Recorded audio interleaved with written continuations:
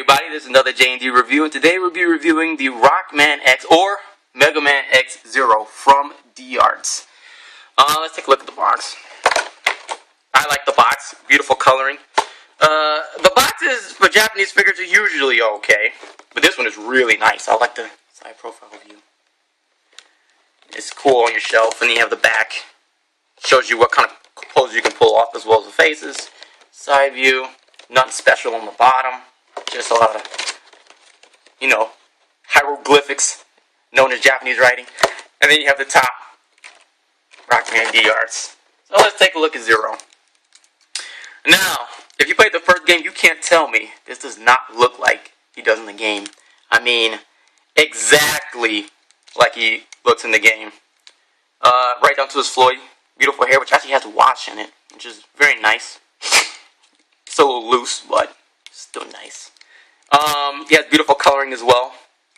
Everything is really sharp, really vivid. He's got the green jewels on his chest, and he's got the little green jewels on his feet, which is just like the game, and the blue jewel on his head. So yeah, I mean, he's pretty much rock solid in that respect. In terms of articulation, he's got a nice ball jointed head, because he's got a little ball joint there. So that's pretty good. His arms go up and down, in and out. Bends at the elbow, which are known for coming off, but thankfully didn't come off this time. The wrist rotates.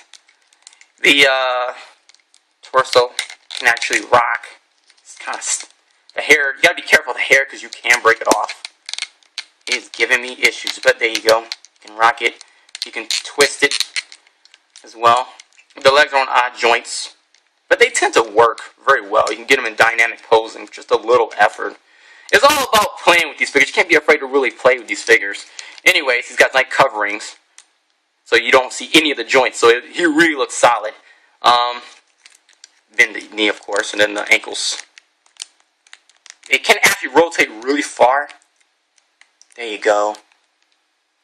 You just have to, again, you got to use some force. Don't worry, the toys can take it. Even Japanese toys. In any case, so yeah, there's the articulation in a nutshell. I think it's rock solid. I think it looks really good. So, in terms of the accessories, no, that's not good, folks.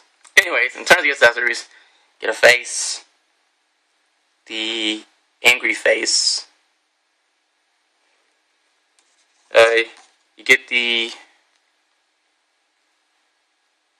face looking to the side. My favorite face. A lot of people dislike this face.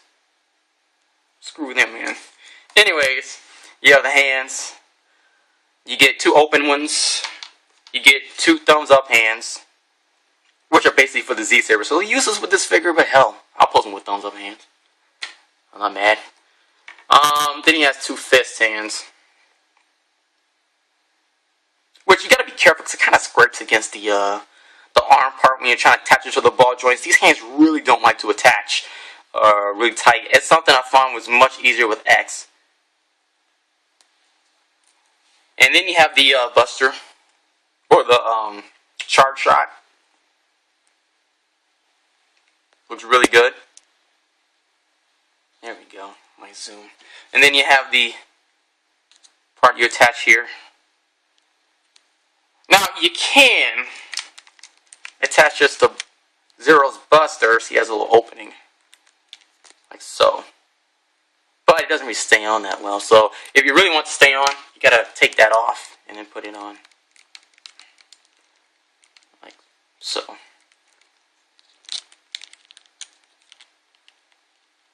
All right. Also, I'm glad I did this because it reminded me of a part I forgot. You get this extra attachment. It has a jewel inside, so obviously you put the charge shot in this. And this is just if you want to display it without the charge shot. To exchange a face, this is what you do. You got the head. Again, you really got to be careful with the hair, because I've known people who actually broke that right off. Let's put them in any case, okay, it's got this split here. See, now it's wide, nice and open gap. I can't really close it. In any case, you can pull that off. You can see the face. I like to push in his face to get that out. So then you have a little hole where it goes in, and then the neutral face. We'll exchange it for the really cool looking to the side face. My fingers stop getting in the way. So how you do that, you just simply press it in there. No problem. And then you just attach this. It's interesting because when I first got this was a pain in the ass. Seriously, you have to do this quite a few times. And eventually, it'll become easier as time goes on. And then of course you just attach it to the neck. And this Zero, looking quite cool. Alright, so, let's do a comparison with X. Now, X is a far easier figure. I mean, honestly, look-wise, they're about even.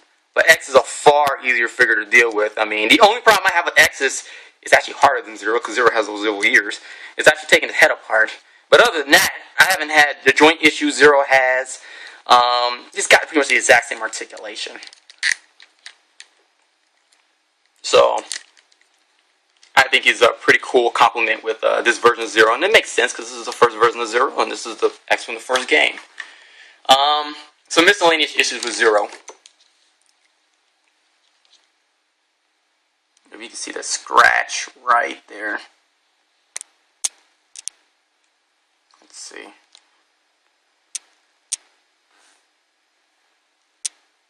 Okay. As always, it's giving me problems, but there's a little scratch. Yeah, there you go. See it right there? There's another tiny little scratch on the side. I'm sure you can see it right there and there. And then you've got a scratch right there as well. So, as you can see, the Japanese figures, despite them being hell of expensive, they're not perfect. So you're going to have issues with them. And it's one of those things where I let it bug me, and you really shouldn't, because, I mean, I don't care how much it costs. They're just action figures. They're not going to be perfect. And seeing how good he looks, no one's going to complain. I know I'm not. There's some awesome bag detailing as well. So, at the end of the day, there's DR0. I really do like this figure. I think he's a great complement with X, if you do get the two. And this one's significantly cheaper than the second version of Zero. He looks just as nice, but I know most people can't. But if you can live without not having the Z-Saber, I highly recommend this Zero. Plus, I think his Buster's way cooler looking. So, here's another J&D review. This is the D, signing out.